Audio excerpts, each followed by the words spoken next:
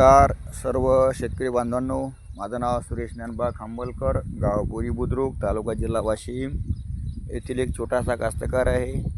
आणि मी गेल्या 4 वर्षापासून शून्य मशागत तंत्राचा अवलंब करून माझ्या शेतामध्ये मी पिके घेत आहोत. हे माझं सलग 9वं पीक आहे.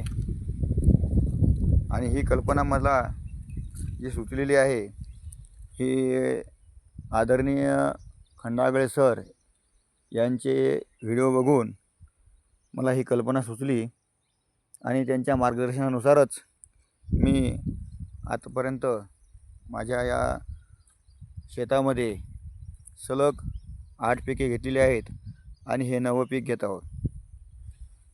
आदरणीय खंडागळे सर हे एक असं अनुभवी व्यक्तिमत्व आहे की ते स्वतः पोखरा तंत्र समन्वयक मध्ये काम केलेलं आहे. त्यामुळे त्यांना भरपूर काही असा अनुभव या शेतीचा आहे. वित्तंभूत माहिती त्यांना काडी या शेतीबद्दल, या आपल्या काळी मातीबद्दल त्यांनी जमा केली आणि तेच लोकांना त्यांच्या अनुभवातून शेअर करतात. आणि त्यांचे अनुभव घेऊन आज हजारो शेतकरी आपला शेतीमधला जो वेळ आहे, जो पैसा आहे, तो पैसा वाचवतात आणि आपलं शेतीमधून उत्पन्न वाढवतात.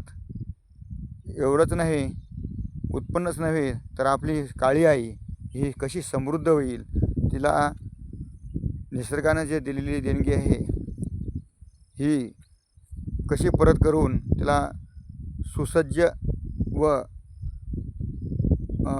पॉवरफुल, त्याला आपण म्हणतो प्रतिकारशक्ती वाढवून शेतकऱ्यांना त्याच्यापासून पिकं घेऊन त्यांना मालामाल कसं करता येईल याच्याबद्दल त्यांनी भरपूर काही शेतकऱ्यांना माहिती दिलेली आहे.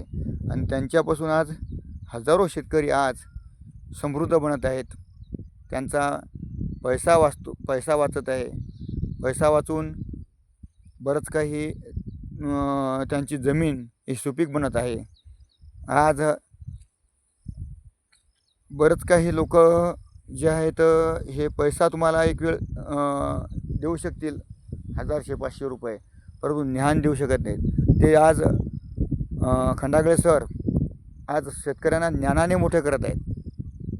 म्हणून मी म्हणतो आज खंडागळे सरांना आपण फॉलो करा.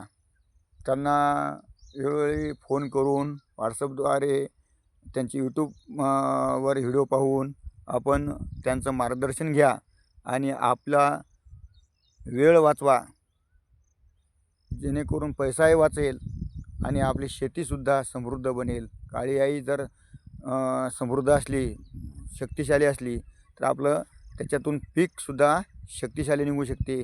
पीक जर शक्तिशाली असलं तर त्याच्यातून आपल्याला पैसासुद्धा भरपूर मिळू शकतो. म्हणून माझी विनंती आहे मित्रांनो, खंडागळे सरांना तुम्ही कॉल करून त्यांना मार्गदर्शन करा. खूप असं अनुभवी व्यक्तिमत्व आहे जे शेतकऱ्याप्रती त्यांची नाळ जोडलेली आहे. असं अनुभवी व्यक्तिमत्व आपल्याला आज फुकटात मिळत आहे त्यांचे मार्गदर्शन. तर एवढं बोलतो आणि आपल्याला पुन्हा एकदा विनंती करतो की आपणसुद्धा आपली शून्य मशागत शेतीचा आपल्या शेतामध्ये अवलंब करून आपली शेती बलवान बनवा, जेणेकरून आपलं पीकसुद्धा बलवान येईल. हे बघा, माझ्या शेतामध्ये भरपूर काही प्रमाणात आज तण कमी झालेलं आहे. पूर्ण हिरवंगार झालेलं होतं हे शेत. आज मी